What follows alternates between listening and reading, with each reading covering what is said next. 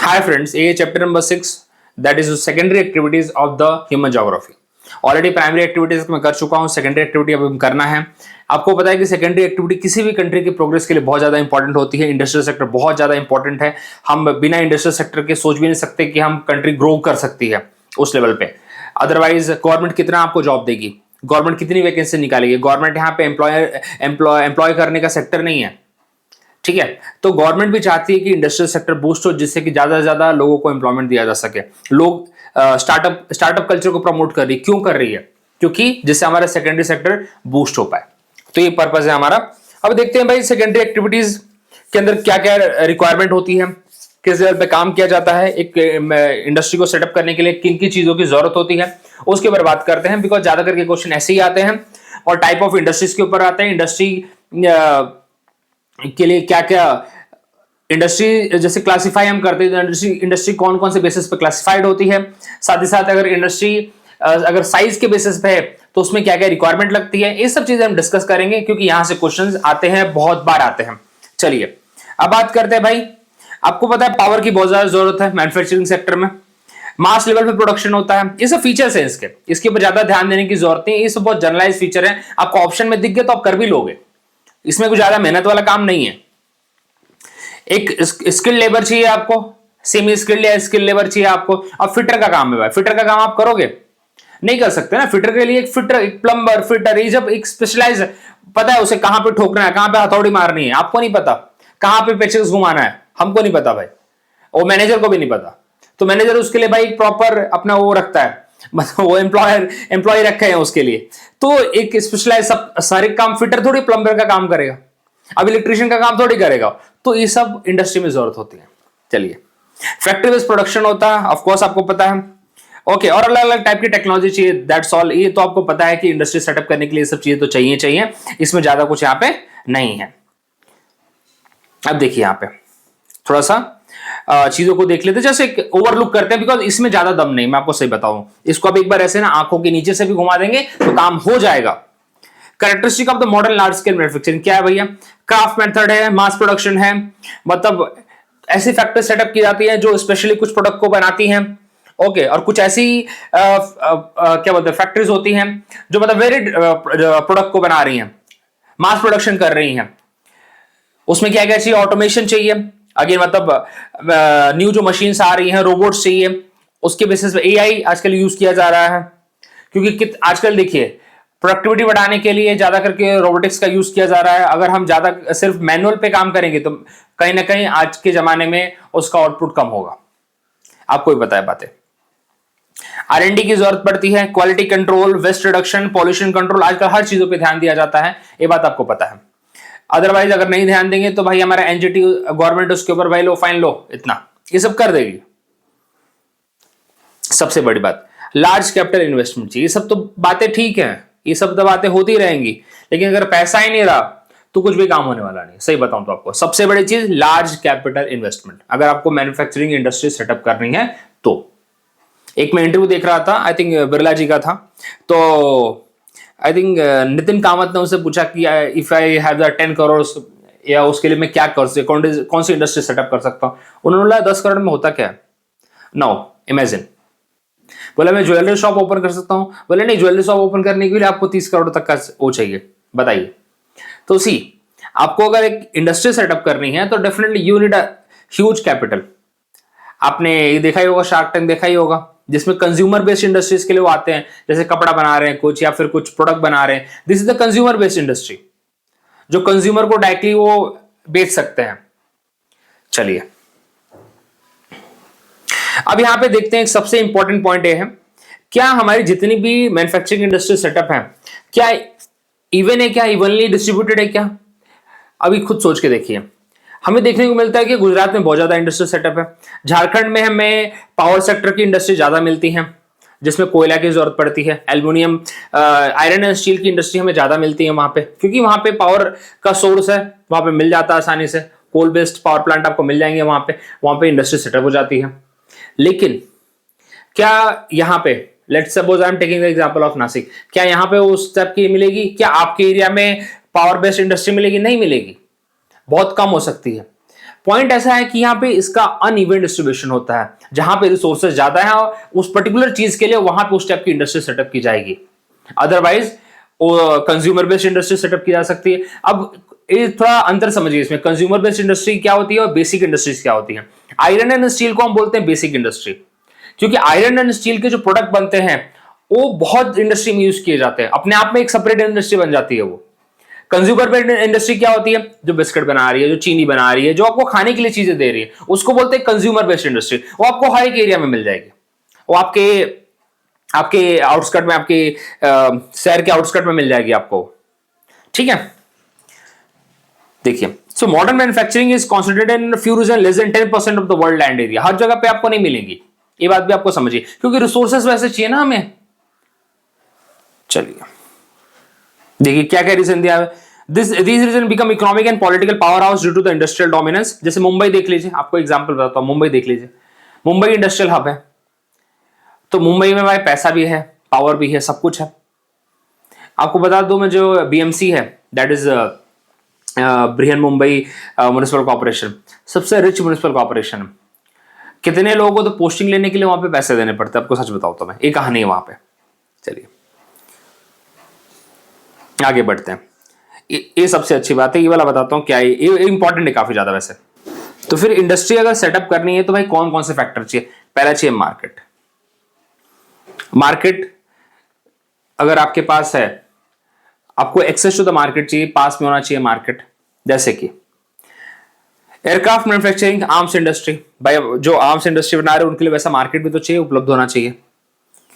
Okay, उसके बाद densely populated reason में आपको देखने को मिलेगा south and south east Asia, जैसे कि इंडिया हो गया, चाइना हो गया, बिकॉज उनका मार्केट बहुत आसानी है। मार्केट मतलब लोग, मार्केट कोई नहीं होता, मार्केट लोग होते हैं। लोग खरीदने के लिए तो चाहिए, तो उस लेवल का उन्हें मार्केट अवेलेबल होना चाहिए, अदरवाइज फिर बनाने का क्या मतलब। अगला रॉ मटेरियल। अब मैं आपको बोलूं कि आपके एरिया में आप वाइन का ये बनाओ, इंडस्ट्री सेटअप करो, आप बोलोगे मेरे यहाँ पे तो ग्रेप्स उगता ही नहीं है, तो फिर ग्रेप्स इंपोर्ट करोगे आप, आपको ट्रांसपोर्टेशन का खर्चा जाएगा, रॉ मटेरियल आपको इतनी दूर से लाना है, अगेन आपको लेबर उस लेवल का चाहिए। अगर मैं बोलूं कि मुझे वाइन की फैक्ट्री सेटअप करनी है नासिक के अंदर, बोले बहुत आसानी से हो जाएगी, यहाँ पे दुनिया भर का ग्रेप्स उगता है, यहाँ पे आप फार्मर के साथ डायरेक्टली कांटेक्ट कर सकते हो, आप यहाँ पे आपको इजीली ट्रांसपोर्ट मिल जाएगा उस लेवल का, because they are into this sector, already they are into this sector. आपको वहां पे स्पेशलाइज्ड इंजीनियर्स मिल जाएंगे, because there already lot of factories are there for that, मतलब बहुत सारी फैक्ट्रीज उसके लिए बनी हुई है वहां पे, वहां से मतलब आपको प्रॉपर गाइडेंस आपको मिल जाएगा, लॉजिस्टिक सपोर्ट आपको मिल जाएगा। तो समझे रॉ मटेरियल कितना इंपॉर्टेंट फैक्टर है। ठीक है, चलिए देखिए, इंडस्ट्री विच आर चीप, बल्कि एंड वेट लूजिंग मटेरियल, मतलब कौन से, आयरन और शुगर कैन, लाइमस्टोन, ये वेट लूज मटेरियल्स होता है, और रॉ मटेरियल के आसपास ही होने चाहिए।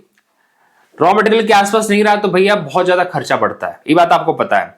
Example steel, sugar, cement industry. अभी जो एग्रो बेस्ड इंडस्ट्रीज होती हैं वो कहां रहेंगी, वो खेती के दूर तो नहीं रह सकती, आसपास ही होना चाहिए उन्हें। डेयरी इंडस्ट्री कहां रहेगी भैया, उसको पास में रहना पड़ेगा, अदरवाइज दूर रहेगी तो फिर फालतू का खर्चा बढ़ेगा, उसके ट्रांसपोर्ट का, लॉजिस्टिक का बहुत बड़ा खर्चा बढ़ेगा वो। तो दैट्स वाई। चलिए अगेन लेबर सप्लाई आपको पास में चाहिए, स्किल्ड और अनस्किल्ड दोनों चाहिए। स्किल्ड जो हाई प्रोफाइल काम करे, और अनस्किल्ड चाहिए जो आपको बोरी भी तो उठवानी है, आपको सामान भी तो लोड करवाना है, इसके लिए अनस्किल्ड लेबर भी चाहिए आपको। और साथ में मैकेनाइजेशन एंड ऑटोमेशन, आजकल इसकी बहुत अच्छी नीड है, ये भी चाहिए आपको। एनर्जी सोर्स, अब जितनी भी आपको पावर से बेसिक इंडस्ट्री मिलेंगी, जैसे आयरन स्टील की इंडस्ट्री मिलेंगी, ज्यादा करके वो कहां मिलेंगी, वो आपको मिलेंगी पावर सोर्स के पास में। चलिए, और कम्युनिकेशन, ट्रांसपोर्टेशन, ये तो बहुत बेसिक चीज है, आपको क्या बताऊं मैं, इसके लिए एग्जांपल पढ़ो या ना पढ़ो आपको क्लियर कर। गवर्नमेंट की पॉलिसीज फेवर में होनी चाहिए इंडस्ट्रीज के, अगर गवर्नमेंट की पॉलिसी अगेंस्ट चली जाए तो सही बताऊं आपको ये देखने को मिलता है कि इंडस्ट्रियल सेक्टर पूरी तरह से तबाह हो जाता है। और बहुत टाइम पे ये देखने को मिलता है कि इंडस्ट्रीज अपने यहाँ से अपने प्लांट उठा के बोलते हैं कि चलो हम नहीं करेंगे, दूसरी जगह पर चले जाती है। एक नैनो इसका क्लासिक एग्जाम्पल है। नैनो पहले सेटअप हुआ था इधर बंगाल में, वहां पे उसको अच्छा खासा सपोर्ट नहीं मिल पाया ममता जी की गवर्नमेंट से, तो उन्होंने शिफ्ट कर दिया गुजरात में।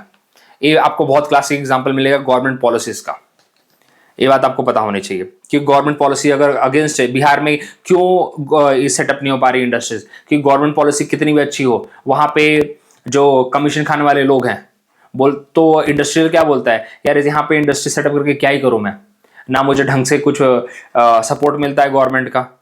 तो आप खुद अपने स्टेट के हिसाब से देख सकते हो कि जो स्टेट ग्रो कर रहा है वहां पे कहीं ना कहीं इंडस्ट्रियल प्रो अप्रोच रहती है, उन्हें पता है कि इंडस्ट्री आएंगे तो यहाँ पे काम आएगा।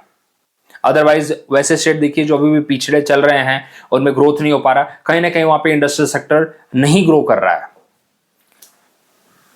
एग्लोमरेशन इकोनॉमिक्स, जैसे कि आपने SEZ बना दिया, मतलब स्पेशल इकोनॉमिक जोन बना दिया आपने, आप एक तरह से वैसी पॉलिसी अपना रहे हो जिसमें 10-15 टाइप की इंडस्ट्री एक साथ आ रही हैं, तो वो एक तरह से काम हो सकता है उसमें। चलिए, सबसे इंपॉर्टेंट APIQ इसलिए रखा है मैंने कि अब यहाँ पे क्लासिफिकेशन करते हैं मैन्युफैक्चरिंग इंडस्ट्री, कितने टाइप से हम बांटते हैं मैन्युफैक्चरिंग इंडस्ट्री को। पहला है साइज। साइज मतलब यहाँ पे हम ये बात करेंगे कि भाई कितना पैसा उसके अंदर डाला है, कितने नंबर ऑफ एम्प्लॉइज हैं उसके अंदर, कितना वॉल्यूम ऑफ द प्रोडक्शन हो रहा है उसका, वो बताता है कि कितना उसका साइज होना चाहिए।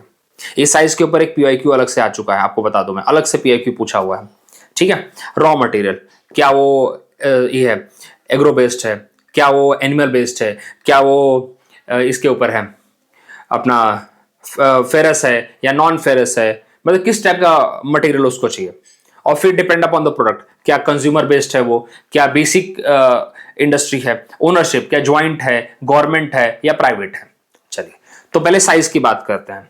साइज के ऊपर अलग से PIQ है, ये भी अलग से PIQ पूछा गया कि कितने टाइप की मैन्युफैक्चरिंग इंडस्ट्री डिवाइडेड है, तो 4 टाइप में। ये बात आप दिमाग में रखेंगे, साइज, रॉ मटेरियल मतलब इनपुट, और आउटपुट मतलब क्या प्रोडक्ट बना के बेच रहे हैं, एंड ओनरशिप किसके पास है, गवर्नमेंट के पास है, प्राइवेट है या फिर ज्वाइंट है। ये सबसे बड़ा PIQ यहीं से चालू होता है, अभी यहीं से पूछे जाते हैं चीजें, यहां से आप ध्यान दीजिए। अभी देखिए, बेस्ड ऑन द साइज, ये लगता है कलर कॉम्बिनेशन काफी ज्यादा बेकार हो गया है यहाँ पे। ये देखिए, ये PIQ, सीधा PIQ लिख रहा हूं यहाँ पे मैं। जो इंडस्ट्री साइज के ऊपर है, हम कैसे डिटरमाइन करेंगे कितनी बड़ी साइज है उसकी, उसके अंदर कितना पैसा लगा है, उसके अंदर कितने नंबर ऑफ वर्कर्स एम्प्लॉयड हैं, और कितना प्रोडक्शन उसका हो रहा है। 3 बड़े बड़े क्राइटेरिया हैं, और एग्जाम में इकोनॉमिक्स में क्वेश्चन पूछा हुआ है। अब बोलेंगे इकोनॉमिक्स में कैसे है, तो ज्योग्राफी पढ़ रहे हैं, तो आपको क्या बताया था कि ज्योग्राफी प्लस इकोनॉमिक्स दोनों है यहाँ पे, इसलिए उसको ह्यूमन ज्योग्राफी बोलते हैं, ह्यूमन की नीड्स को कैटर करता है। चलिए, अब जरा इस पे बात करते हैं कैपिटल इन्वेस्टेड पे। चलिए, cottage, that is house hold industry. अब हाउस होल्ड इंडस्ट्री क्या होगी भाई, घर के थोड़े मोटे उसके अंदर लोग इन्वॉल्व होंगे, आसपास के एरिया के लोग इन्वॉल्व होंगे। काफी बड़ी आपको मैन्युफैक्चरिंग यूनिट यहाँ पे नहीं देखने को मिलेगी, कुछ थोड़े बहुत स्किल्ड होंगे या फिर सेमी स्किल लेबर होंगे। किसकी नीड पूरी कर रहे हैं, आसपास के लोगों की, गांव की। इससे बड़ी वहां पे यूनिट आपको देखने को नहीं मिलेगी, लोकल मार्केट तक उनका रीच है। जैसे कुछ बैम्बू का अपने बना रहे हो आप, कुछ आप पिकल, अचार पापड़ जैसे आपने सुना होगा, हमारे भिड़े भाई जो अपने तारक मेहता के वो हो गए। आप घड़े बना रहे हो, अर्थन पॉट बना रहे हो, जैसे कुम्हार बनाता है, वो भी क्या है, वो भी एक तरह से छोटी सी इंडस्ट्री है ना उसकी, जो कुम्हार अपना बनाता है। वेल्डर हो गए एक तरह से। तो ये सब देखिए, आप मैट बना रहे हो, कंटेनर्स बना रहे हो, छोटे बड़े टूल्स बना रहे हो, फर्नीचर के कुछ आइटम बना रहे हो अपने घर पे, आप शू बना रहे हो, कुछ बहुत सारे लोग शू मेकर्स आपको देखने को मिल जाएंगे।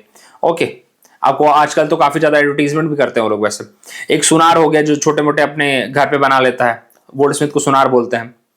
तो ये सब अपने आप में देखिए, इसका साइज बहुत छोटा होगा, इसका साइज बहुत ज्यादा छोटा होगा, एक limited to the local market होगा। और थोड़े बहुत यहाँ पे अराउंड 10-12 वर्कर्स हो गए इसके अंदर, या फिर फैमिली ही होगी, बस एक ही पूरी फैमिली इन्वॉल्व होती है, इससे ज्यादा वहां पे नहीं होती है। ठीक है, चलिए अगला देखते हैं। यहाँ पे अगला है स्मॉल स्केल मैन्युफैक्चरिंग। अब स्मॉल स्केल मैन्युफैक्चरिंग मतलब देखिए, घर पे तो नहीं है, घर के थोड़ा बाहर आपने एक छोटा सा यूनिट बना रखा है, जिसके अंदर आपने 100-150 लोगों को एम्प्लॉय कर रखा है। 100-150 भी ज्यादा बोल दिए, लेकिन ठीक है, आपने एक 50-60 लोगों को एम्प्लॉय कर रखा है। आपको किसकी जरूरत है, पावर्स की जरूरत है, पावर ड्रिवन। आपको क्या चाहिए, पावर चाहिए, मतलब एनर्जी चाहिए आपको। अभी आपको कुछ स्किल्ड लेबर चाहिए, आपको लोकल रॉ मटेरियल आपको लगाने पड़ेंगे वहां पे। अब देखिए, इस टाइप की मैन्युफैक्चरिंग, गांधी जी भी चाहते थे कि इस टाइप की मैन्युफैक्चरिंग को बूस्ट किया जाए, जिससे कि क्या होगा, लोकल लेवल पे, गांव लेवल पे, कस्बे लेवल पे लोग वहीं पे एम्प्लॉयमेंट ले सके, उन्हें बाहर दूसरी सिटीज में पलायन ना करना पड़े, अपने आप को माइग्रेट ना करना पड़े। ये उनकी यहाँ पे लेबर इंटेंसिव यूनिट बोलते हैं इसको हम। जैसे देखिए चारों कंट्रीज का नाम यहाँ पे लिखा गया है, इंडिया, चाइना, इंडोनेशिया और ब्राजील। ये चारों के चारों डेवलपिंग कंट्री हैं। ज्यादा करके इस टाइप की यूनिट्स आपको देखने को मिलती है उन कंट्रीज में जो कि लेबर इंटेंसिव, उनको भाई पॉपुलेशन ज्यादा है, उन्हें कैटर करना है, तो उस टाइप की इंडस्ट्री को प्रमोट करने की पूरी कोशिश रहती है वहां पे। और ये कहाँ रहती है? गाँव लेवल पे, कस्बे लेवल पे। अब जैसे आपको बताऊं, हैंडलूम हो गया, हैंडलूम इंडस्ट्री हो गई एक, ठीक है, जिसमें पावर का इस्तेमाल हो रहा है। उसके बाद अगर आप ब्रॉन्ज आइडल बना रहे हैं, आपने देखा होगा ब्रॉन्ज आइडल, तो बड़े लेवल पर, जैसे आपको पता है कि नॉर्थ में सरस्वती माता की पूजा होती है, तो सरस्वती माता के आइडल या दुर्गा पूजा होती है, तो आइडल जो बनते हैं, जो मूर्तियां बनती हैं, आप देखते होंगे अगर आप जाके खरीद के आएंगे ना जहां पे मूर्तियां बन रही हैं, तो उसके अंदर आपको देखने को मिलेगा 150 वर्कर्स उसके अंदर एम्प्लॉयड है। वो क्या है? वो इसी टाइप की इंडस्ट्री का एक एग्जांपल है। स्मॉल स्केल मैन्युफैक्चरिंग है, बहुत बड़े लेवल पे नहीं है, लेकिन यस उसके अंदर इतना है कि 50-60 वर्कर्स एम्प्लॉयड हैं, उन्हें एक प्रॉपर स्किल है कि उन्हें मूर्ति बनाने का आता है, किसी को पेंट करना आता है, किसी को उस पर नक्काशी देना आता है, ये सब एग्जाम्पल उसके, ठीक है। तो वो लोकल लोगों को उन्होंने एम्प्लॉय उसके अंदर कर रखा है। और आपके लिए क्या हो सकता है? यहाँ पे प्रिंटिंग शॉप हो सकती है, जहाँ पे शादी के कार्ड प्रिंट हो रहे हैं, ये सब छोटे, कभी कभी तो आपने देख रहे होता है बड़े बड़े थोड़े जेरोक्स के शॉप होते हैं गांव में, ये सब यही काम करते हैं। चलिए अगला है लार्ज स्केल। अब लार्ज स्केल के लिए तो कोई सिंपल सी बात है, लार्ज स्केल के लिए वही सब चीजें चाहिए जो हमने पहले पढ़ा था एक मैन्युफैक्चरिंग यूनिट के लिए क्या होना चाहिए। देखिए लार्ज स्केल मैन्युफैक्चरिंग आपको चाहिए तो क्या चाहिए? आपको लार्ज मार्केट चाहिए, आपको एक बहुत ज्यादा रॉ मटेरियल चाहिए। अभी जितनी इंडस्ट्री जो हमने देखी थी, ये सब ऊपर देखी थी, इन्हें कुछ लिमिटेड टाइप की रॉ मटेरियल चाहिए, इन्हें हर एक टाइप के रॉ मटेरियल की जरूरत नहीं है, इन्हें बहुत लिमिटेड चाहिए। थोड़े बहुत लोग स्किल्ड हैं, काम चल जाएगा। लेकिन जब लार्ज स्केल मैन्युफैक्चरिंग की बात करते हैं तो हमें स्किल्ड भी चाहिए, अनस्किल्ड भी चाहिए, सेमी स्किल्ड भी चाहिए, हमें सब कुछ चाहिए। यहाँ पे हमें मैनेजर्स भी चाहिए, हमें एडमिनिस्ट्रेटर भी चाहिए, हमें वो पर्सन भी चाहिए जिसको काफी टेक आईटी उसकी भी नॉलेज हो। तो हर एक टाइप के वर्कर्स हमें इसके अंदर चाहिए, स्पेशलाइज वर्कर भी चाहिए, एडवांस टेक्नोलॉजी जो आईटी की मैं बात कर रहा हूं इस टाइम पे, और असेंबली लाइंस बनानी पड़ेंगी। सबसे बड़ी बात, ह्यूज कैपिटल इन्वेस्टमेंट चाहिए। अभी तक की ऊपर की इंडस्ट्री में आपको देखने को मिला होगा जो कि हाउस होल्ड थी और जो स्मॉल स्केल मैन्युफैक्चरिंग थी, उसके अंदर आपको पैसे की जो मात्रा है बहुत कम मिलेगी, आपको एम्प्लॉयर्स बहुत कम है, थोड़ा कम दाम में भी काम चल जाएगा उनका, कम दाम में मतलब कम पेमेंट में भी काम चल जाएगा, उस टाइप के हैं, मतलब वो अपना आसपास के लोग हैं, आपको सच बताऊं तो मैं। लेकिन लार्ज स्केल मैन्युफैक्चरिंग में ऐसा नहीं होता, बहुत बाहर से लोग आ रहे हैं काम करने, बिकॉज आपको स्पेशलाइज वर्कर चाहिए। आपको आपके आसपास के एरिया में अगर स्पेशलाइज वर्कर नहीं मिले तो you have to hire them, आपको पता है करना पड़ता है, ठीक है। तो ये सारी की सारी रिक्वायरमेंट होती है, और ये वही रिक्वायरमेंट है जो हम ज्यादा करके जनरलाइज्ड मैन्युफैक्चरिंग यूनिट्स के बारे में पढ़ते हैं, ठीक है। तो आपको दिमाग में ये रखना है। चलो वापस मैं आपके लिए रिवाइज करा देता हूं कि जब इंडस्ट्री बेस्ड ऑन साइज होती है, प्लीज ध्यान रखिए इस बात को, industry based on the size, उसके लिए क्या क्या रिक्वायरमेंट है। अगर साइज के बेसिस पे इंडस्ट्री का क्लासिफिकेशन हो रहा है तो कैसे क्लासिफिकेशन होता है? उसके अंदर पैसा कितना लगेगा, उसके अंदर लेबर कितना एम्प्लॉय है, और कितना उसका वॉल्यूम ऑफ प्रोडक्शन है। ये तीन प्लीज आप भूलेंगे नहीं, ये बहुत इंपॉर्टेंट है। और हमने इंडस्ट्री बांटी कितने हिसाब से है? हमने बांटी 4 टाइप पे है। एक है कि कौन से टाइप का वो प्रोडक्ट बना रही है, दैट इज कौन से टाइप का प्रोडक्ट यूज करे, दैट इज इनपुट, किस टाइप का प्रोडक्ट को बेच रही है, दैट इज आउटपुट, किस टाइप की ओनरशिप है उसकी, और कितना उसके अंदर साइज, और चौथा है किस साइज की है वो। साइज मतलब छोटी है, बड़ी है, जैसा भी हम पढ़ रहे हैं, हाउस होल्ड है या फिर स्मॉल स्केल है, फिर लार्ज स्केल है। तो 4 टाइप का हमने इंडस्ट्री का क्लासिफिकेशन कर रखा है। और जब हम आ जाते हैं साइज के बेसिस पे, तो इस साइज के बेसिस पे क्लासिफिकेशन हम इस तरीके से करते हैं। 3 यहाँ पे इंपॉर्टेंट क्राइटेरिया है, इसको आप दिमाग में रखेंगे, प्लीज प्लीज याद रखेंगे, बहुत बार पूछा जाता है, आपको इसलिए बता रहा हूं मैं, ये दिमाग में रखना है।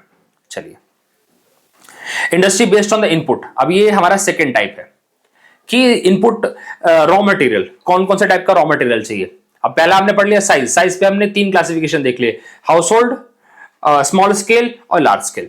अब हम बात कर रहे हैं पे रॉ मटेरियल पे। रॉ मटेरियल एग्रो, एग्रो मतलब जो कि खेती से आ रहा है, एग्रीकल्चर से आ रहा है, जैसे कि फूड प्रोसेसिंग यूनिट्स हो गए, फ्रूट जूस बना रहे हो आप, देखने को मिलता होगा ना, pineapple juice, mango juice, pickle बन रहा है, ठीक है। उसके बाद यहाँ पे textile, cotton, jute, silk, rubber और बेवरेज, टी, कॉफी, कोकोआ, क्या है?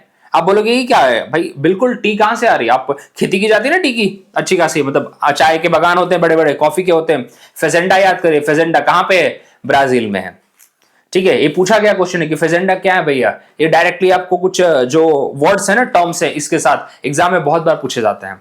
आपको अलग से विटिकल्चर क्या होता है, ट्रक फार्मिंग क्या होता है, ऑलरेडी हमने पढ़ रखा है, ठीक है। इसके बाद खोलखोज क्या है, अब रिवाइज करिए सब चीजें, प्राइमरी एक्टिविटीज एसोसिएटेड सारी चीजें। कोऑपरेटिव फार्मिंग सबसे ज्यादा कहां पे हिट हुई है, यूरोपियन कंट्री में, स्पेशली डेनमार्क में, ठीक है। उसके बाद टूलिप जो अपने टूलिप गार्डन कहां पे सबसे ज्यादा है, ये डायरेक्टली किताब में लिखा हुआ है भैया, ये सब पूछा गया है, नीदरलैंड में। फ्लावर मेटेरियल रीजन में किस टाइप के प्लांट्स उगाए जा रहे हैं, किस टाइप की खेती ज्यादा होती है, देखिए जितने भी टेम्परेट ग्रासलैंड्स हैं वहां पे किस टाइप की खेती होती है, मिक्स फार्मिंग क्या होता है। प्लीज ये सब बहुत अच्छे टर्म्स हैं, पूछे गए हैं बार बार, इसको जितना भी रिवाइज करेंगे वहां से क्वेश्चन एक दो तो बन ही जाता है। चलिए हम यहाँ पे एग्रो बेस पे थे। देखिए ऑयल फैट स्पाइसेस अगेन, तो एग्रो बेस में आपको पढ़ के समझ में आ जाएगा कि चाहे एग्रो बेस्ड है कि मिनरल बेस्ड है, ये बहुत डिफिकल्ट नहीं है आपके लिए। अब एग्रो बेस्ड में वो चीज जहां पे भाई एग्रीकल्चर से जो सामान आ रहा है, हमें इनपुट्स चाहिए। अभी आपका सॉस हो गया, सॉस के लिए क्या चाहिए, टमाटर चाहिए ना, टमाटो सॉस बोलते हैं उसको। सॉस के लिए क्या चाहिए, टमाटर चाहिए। जैम के लिए क्या चाहिए आपको, और डिपेंड करता है किस टाइप का जैम बना रहे हैं, मिक्स फ्रूट बना रहे हैं, मैंगो बना रहे हैं, किस टाइप का बना रहे हैं, अगेन उसकी खेती की जाती है, ठीक है। मिनरल बेस्ड, अब देखिए मिनरल बेस में आएगा भाई कि आपका फेरस है कि नॉन फेरस है। फेरस मतलब जब आयरन है, और नॉन फेरस मतलब एल्युमिनियम, कॉपर, और नॉन मेटेलिक सीमेंट, पॉटरी, ये सब क्या है, ये मेटेलिक है, नॉन मेटेलिक है, मिनरल बेस्ड है। इसमें ज्यादा कुछ समझाने के लिए आपको नहीं है। अगला आता है केमिकल बेस्ड। इसके अंदर भाई आपका पेट्रोलियम प्रोडक्ट है या फिर मतलब पेट्रोकेमिकल आ जाता है, ओके। अभी जैसे और चीजें आ जाती हैं, salt, sulphur, potash, synthetic fibre, plastic, ये सारे आपके आते हैं केमिकल बेस्ड। फॉरेस्ट में क्या आ जाता है भैया, टिम्बर, फर्नीचर इंडस्ट्री आपकी आ जाती है, wood, bamboo, grass, paper industry आ जाती है, देखिए। और लैक मतलब अपना होता है गोंद, ठीक है, जो हम बोलते हैं ना गोंद, आपने बहुत टाइम पे सुना होगा गोंद के बारे में, पेड़ों से निकलता है, ठीक है, तो प्रॉपर उसकी इंडस्ट्री होती है, तो उसके लिए चलिए। तो आपको यहाँ पे फॉरेस्ट बेस में आपको मिल जाएगा, प्लाईवुड मिल जाएगा, प्लाईवुड इंडस्ट्री में तो ऑफकोर्स फर्नीचर से रिलेटेड है, तो ये सब चीज चल रही है। एनिमल बेस में क्या होगा, लेदर इंडस्ट्री आएगी आपकी, स्किन मिलता ना उनसे, ठीक है। उसके बाद ऊल, आपको पता है भीड़ जो ये होती है, भीड़ होती है, शिप, यहाँ तक कि ये वो अपने इसको ले लीजिए, कैमल नहीं यार, याक, लामा, ये सब, ठीक है। आइवरी प्रोडक्ट्स, अब इसको तो यार बैन है वैसे तो, बट अब क्या करें, चलिए। तो हमें देखने को मिला कि टोटल 5 टाइप है। अब इसको याद रखने की जरूरत नहीं है, आपको ऐसे नहीं पूछा जाता है, लेकिन इतना आपको ऑप्शन देख के भी समझ में आ जाएगा कि कितने टाइप के इनपुट्स यहाँ पे हैं। पहला हमने पढ़ा भाई, शुरुआत हमने किया एग्रोबेस से। एग्रोबेस बहुत ही सिंपल है, मतलब जो हमें एग्रीकल्चर से प्रोडक्ट आते हैं। दूसरा क्या था हमारा, उसमें फूड प्रोसेसिंग यूनिट पूरा का पूरा एग्रोबेस्ड है। फिर आता है मिनरल बेस्ड। मिनरल बेस्ड के टाइप है, आयरन है या नॉन आयरन है, मेटेलिक या नॉन मेटेलिक है। केमिकल बेस्ड है, पेट्रोकेमिकल जो प्रोडक्ट्स आते हैं, पेट्रोकेमिकल के जो आउटपुट्स होते हैं, जो रेसिड्यू बनते हैं, उससे भी अलग से इंडस्ट्री क्रिएट हो जाती है अलग से। आपको पता है वैसलीन जो बनता है वो पेट्रोकेमिकल्स के आउटपुट होते हैं, रेसिड्यू बचे कुछ होते हैं उनसे बनते हैं, आपको बात पता होगी, ठीक है। फिर आता है अपना फॉरेस्ट बेस्ड, और फिर आता है अपना एनिमल बेस्ड। तो ये बहुत सिंपल है, इसमें ज्यादा कुछ दिमाग लगाने वाले क्वेश्चंस आपको नहीं आते हैं, बहुत सिंपल आते हैं। जहां पे दिमाग लगाने वाले थे वो बता दिया आपको मैंने कि इंडस्ट्री 4 टाइप में है, और जो इंडस्ट्री बेस्ड ऑन साइज है उसके लिए 3 क्राइटेरियाज है, ये बिल्कुल दिमाग में रखेंगे। अब industry based on the output. Output मतलब भाई आपको बताया था बेसिक इंडस्ट्री, जिसको हम बोलते हैं हैवी इंडस्ट्री, या फिर इसको बोलते हैं कैपिटल इंटेंसिव इंडस्ट्रीज। इसके अंदर अच्छा खासा कैपिटल लगेगा, लेकिन इनसे जो रॉ मटेरियल बन के निकलेंगे, और रॉ मटेरियल अपने आप में एक सेपरेट इंडस्ट्री खड़ा कर सकते हैं। आपको बताऊं मैं, आपको आयरन बन रहा है, एल्युमिनियम बन रहा है, अब बताइए क्या आयरन, स्टील, एल्युमिनियम जो बन रहा है बाकी इंडस्ट्री में यूज नहीं होगा, वो अपने आप में एक सेपरेट इंडस्ट्री सेटअप करने के काम आता है। इसलिए बोलते हैं कि हमारी कंट्री में कैपिटल इंटेंसिव इंडस्ट्री कितनी है, क्योंकि कैपिटल इंटेंसिव इंडस्ट्री अगर बनेगी हमारे यहाँ पे, तो इसका मतलब क्या होगा, वो बाकी की इंडस्ट्री को भी प्रमोट करेगी, क्योंकि आपको बाहर से फिर आयरन और स्टील ऑर्डर करने की जरूरत नहीं, आपकी कंट्री में ही बन रहा है वो, इसीलिए। तो आयरन एंड स्टील को हम बोलते हैं बेसिक इंडस्ट्री। अगर पूछा जाए आपसे कि बेसिक इंडस्ट्री क्या होती है, तो iron and steel are the basic industry. Please इस बात को आप दिमाग में रखेंगे, ठीक है। और दूसरा होता है टेक्सटाइल मशीनरी। ऑफ कोर्स ये होता है textile machinery is also one of the important one, but चलिए सबसे इंपॉर्टेंट यहाँ पे अपना आयरन एंड स्टील है। अब बात करते हैं, क्योंकि जो टेक्सटाइल वाली होती है जितने भी आखिरकार बनाती क्या है वो, देखिए आयरन स्टील से जो बन रहा है, जो स्टील निकल रहा है वो यूज हो रहा है वहां पे, इसके लिए टेक्सटाइल में यूज हो रहा है। और टेक्सटाइल इंडस्ट्री क्या है, कंज्यूमर बेस्ड इंडस्ट्री है, सही बताऊं तो, क्योंकि क्लोथ उससे बनते हैं। क्लोथ कौन यूज करता है, लोग यूज करते हैं। तो textile industry is nothing but a consumer based industry, ठीक है। इसके अंदर भी उसको लिख देना चाहिए वैसे तो, टेक्सटाइल, ठीक है। चलिए, directly product use by the consumer. अब देखिए, bread, biscuit, T, shop, toiletries, paper for the writing, TV, refrigerator, textile भी इसके साथ जोड़िए। टेक्सटाइल यहाँ पे गलत आ गया है, टेक्सटाइल यहाँ पे नहीं होना चाहिए, ठीक है, यहीं पे होना चाहिए। कंज्यूमर बेस्ड इंडस्ट्री है, जो कपड़े उपड़े बनते हैं, जो भी बनता है, आप कपड़े में सब कुछ ले लीजिए आप वहाँ पे। आपके घर में जो दर्री आती है वो भी बन के आ रही है, वो भी उसी से बन के आ रही है, ठीक है। तो ये हो गया, तो ये बहुत इंपॉर्टेंट है। एग्जाम में यही पूछा था कि बेसिक इंडस्ट्री कौन सी है, तो प्लीज इस बात को दिमाग में रखिए, basic industry is nothing but iron and steel. Only iron and steel is the basic industry of any of the country, ठीक है, प्लीज। चलिए, इसलिए गवर्नमेंट का ध्यान भी उस पर रहता है। अब बात करते हैं ओनरशिप पे। उन पब्लिक सेक्टर, जैसे आपको महारत्ना, नवरत्ना, ठीक है, मिनी रत्ना, क्या है, पब्लिक सेक्टर अंडरटेकिंग, जो गवर्नमेंट ऑफ इंडिया उसको कंट्रोल करती है। गवर्नमेंट ऑफ इंडिया का सबसे ज्यादा उसके अंदर शेयर रहता है। और स्पेशली जो सोशलिस्ट कंट्री है, चाइना, यूएसएसआर तो नहीं रहा, रशिया, ये पूरा पुरानी प्रिंटेड बुक है, तो उस हिसाब से मिक्स इकोनॉमीज होती है जिसके अंदर पब्लिक प्राइवेट पार्टनरशिप भी आती है हमें। लेकिन चलिए, अब एग्जाम्पल देख लेते हैं। इंडियन रेलवे, इंडियन रेलवे कौन चलाता है भाई, गवर्नमेंट ऑफ इंडिया चलाती है ना। वही आपको बताया मैंने, महारत्ना, भेल, सेल, गेल, ओएनजीसी, अपना HAL, हिंदुस्तान एरोनॉटिक्स लिमिटेड, अभी रिसेंट का 14th महारत्ना है, 14 महारत्ना है। प्लीज आप उसको भूलेंगे नहीं, एग्जाम में पूछे जाने के पूरे चांसेस हैं, पूरे के पूरे चांसेस है। अगर नहीं पता है तो लिखिए, अलग से लिस्ट बनाइए उसकी, 14 महारत्ना कौन से हैं, महारत्ना की बात कर रहा हूं मैं। चलिए, प्राइवेट सेक्टर जैसे कि अपना टाटा जी हो गए, अंबानी जी हो गए, इनकी खुद की अपने, मतलब इसके अंदर अपना खुद प्राइवेट इन्वेस्टर होते हैं, गवर्नमेंट का इसके अंदर कोई रोल नहीं होता। खुद गवर्नमेंट के रूल्स एंड रेगुलेशन जरूर होते हैं, बिकॉज ऑफ कोर्स वही रूल्स एंड रेगुलेशन बना रहे हैं, लेकिन पूरी तरह से इन्वेस्टमेंट यहाँ पे प्राइवेट का होता है। अपना इन्वेस्टमेंट जहां से लेके आए, बैंक से ले या गवर्नमेंट से ले, जैसे ले, लेकिन पूरा वहां पे प्राइवेट की ओनरशिप होती है। आपको बताइए, इसके लिए क्या बताना आपको, प्रॉफिट मेकिंग मोटिव होता है। लेकिन यहाँ जरूर ये बात सही है कि यहाँ पे पब्लिक ओनरशिप में प्राइवेट ये नहीं होता, एक तरह से प्रॉफिट मेकिंग नहीं होता, प्रॉफिट मेकिंग का टारगेट नहीं है। इंडियन रेलवे हमको सुनने मिलता है अभी भी लॉस में चल रही है, क्यों, क्योंकि प्राइवेट ये नहीं है, क्या बोलते हैं, प्राइवेट ओन नहीं है।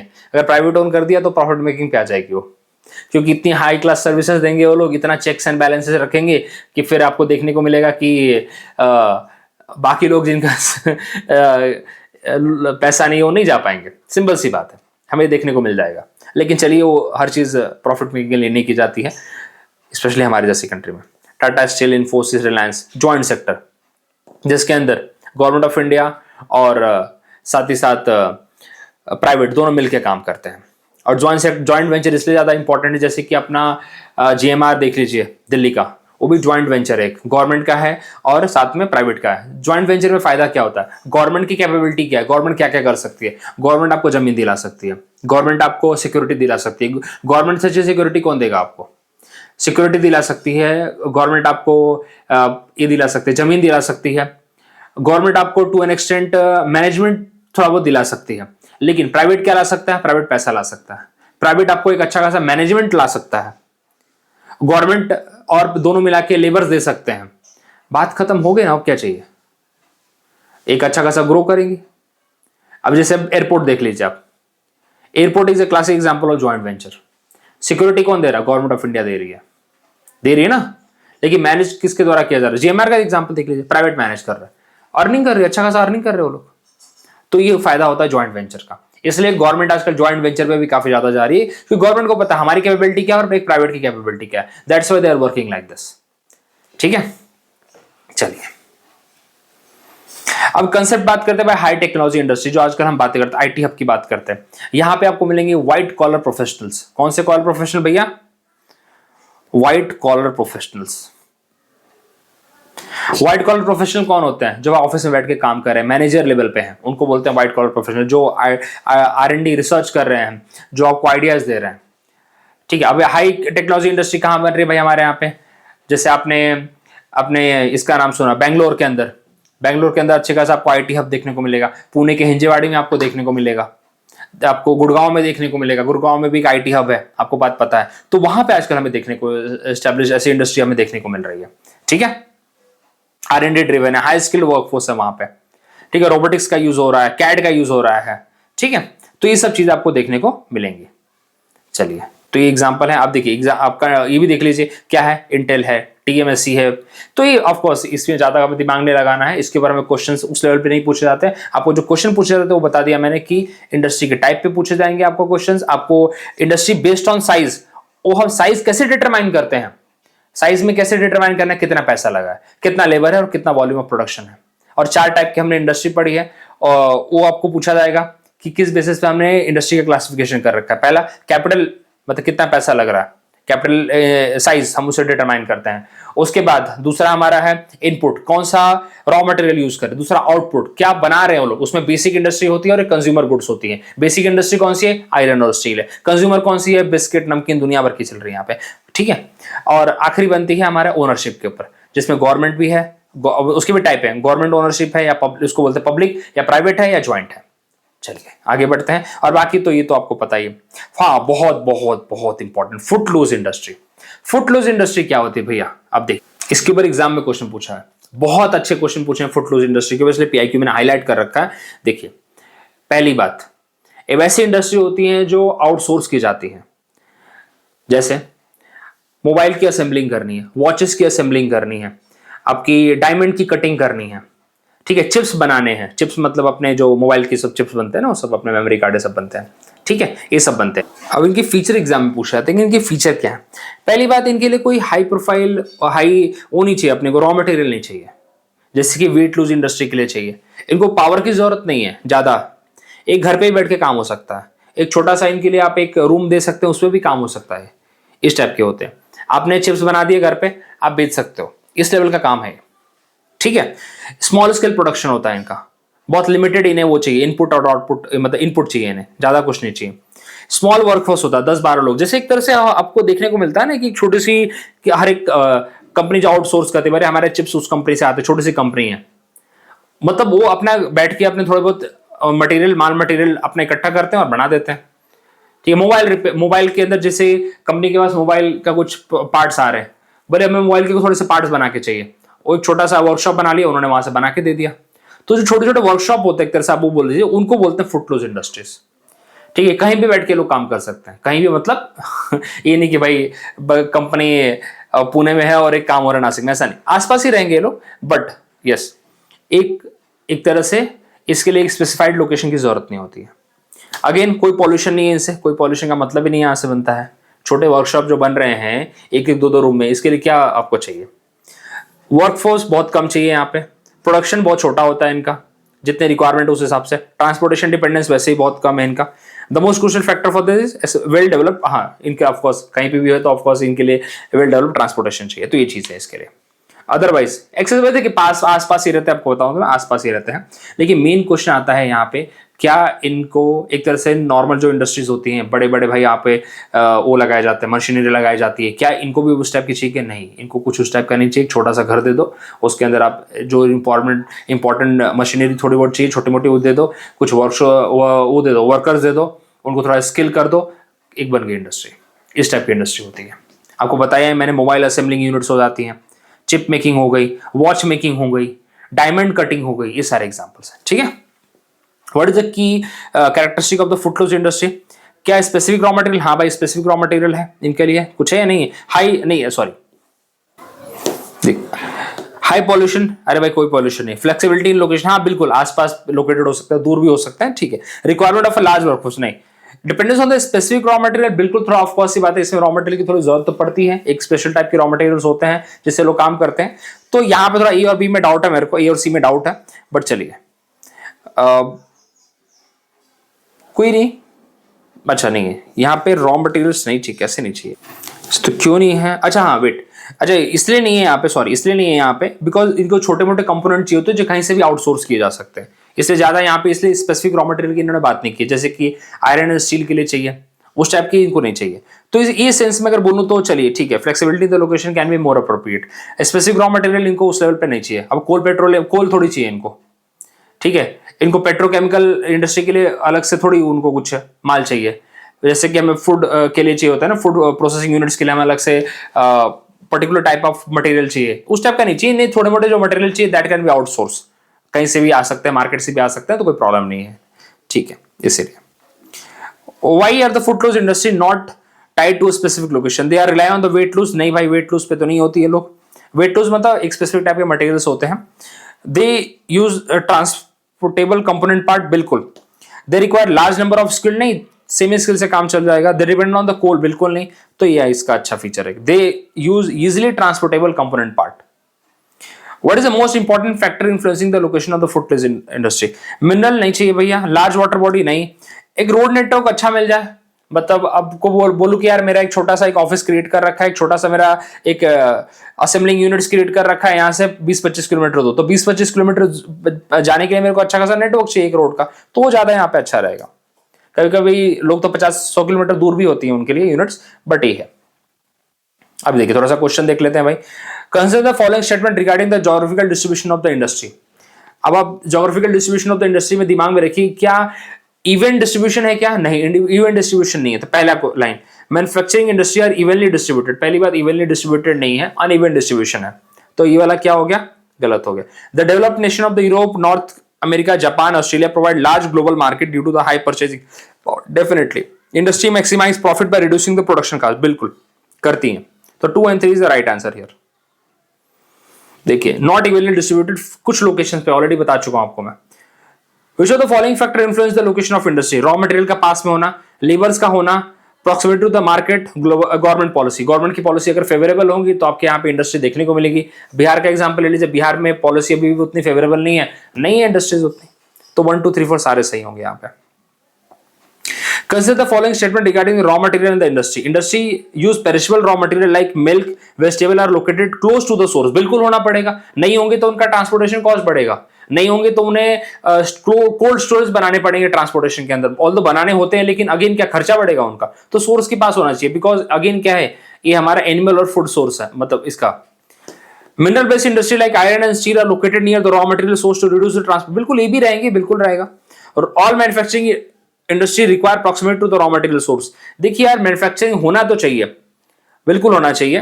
दैट्स वाई अगेन पर्पस वही है कि ट्रांसपोर्टेशन कॉस्ट इसका बचता है, हमारा लॉजिस्टिक कॉस्ट बचता है, तो इससे आसानी होगी। तो अब इसके लिए 1, 2, 3 के साथ जा सकते हैं। अब इसमें भले 1 and 2 दिया, इससे कोई फर्क नहीं पड़ता है, but 1, 2, 3 is the most appropriate answer here. ठीक है।